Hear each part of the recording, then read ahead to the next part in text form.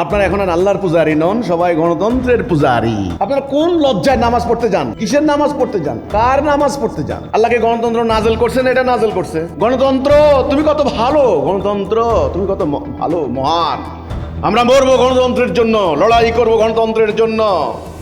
আগামী নির্বাচনে গণতন্ত্র করতে হবে। গণতন্ত্র তসবির দানা টপকায় কিসের কথা বইলা?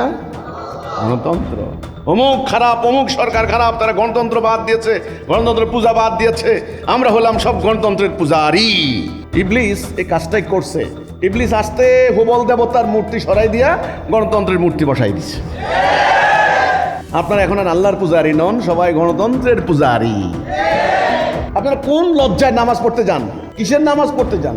কার নামাজ পড়তে যান? আল্লাহ কোরআনে বলেই দিয়েছেন, যারা আমার আইন দ্বারা বিচার ফয়সালা করে না, আমার নাজেল করা বিধান দ্বারা, আমার নাজেল, আল্লাহকে গণতন্ত্র নাজেল করছেন, এটা নাজেল করছে কোরআন। আমার নাজেল করা বিধান দ্বারা যারা ফয়সালা করে না, তারা কাফের। তো কিসের নামাজ পড়তে যান আপনারা? ওই সেকুলার দলগুলিও যা, গণতান্ত্রিক ইসলামী দলগুলিও তা একই, সব গণতন্ত্রের পূজারী।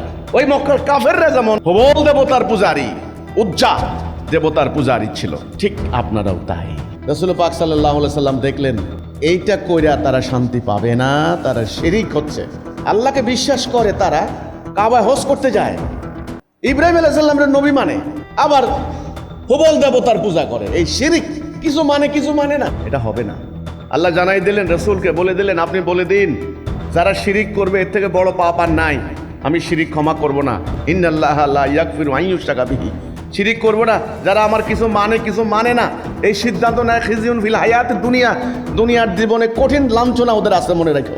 এটা বলে দাও, আমরা এই শিরিকটা করছি।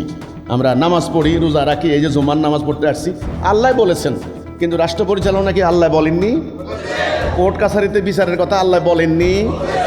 অর্থনীতিতে আল্লাহ বলেননি? তো সেখানে আপনারা যে সুদের অর্থনীতি চালু করলেন, ওটাকে আল্লাহ হারাম করেননি? না, ওটা তো আপনারা আল্লাহটা বাদ দিয়ে ওই ইহুদিটা মেনে নিয়েছেন। তা আপনাদের অশান্তি হবে না, কার অশান্তি হবে? কিছু মানা কিছু না মানা, এই পাপে, এই শিরকে এই জাতি ধ্বংস হয়ে গেছে। মক্কার অবস্থা সেটা ছিল।